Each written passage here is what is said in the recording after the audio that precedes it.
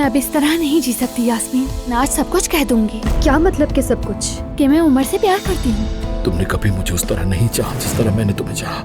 मैं रिक्वेस्ट करती हूँ कि हमारे दरमियान कुछ भी नहीं है।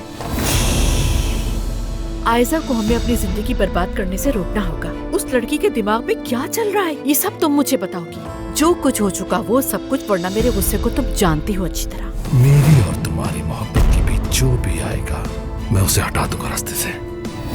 मैंने आज उसकी आंखों में देख लिया, वो हार नहीं मानेगा। बल्कि क्या? गुलबाशी वाले टेंडर के मामले में हम में से कोई हरीफ कंपनी के साथ मिलकर हमें हराने की कोशिश कर रहा है बाबा। कोई है जो हमें बर्बाद करना चाहता है। बहुत जल्द मुलाकात होगी। सेहत की दुआ। थोड़ा ही वक्त रह गया है, गुजर जाएगा।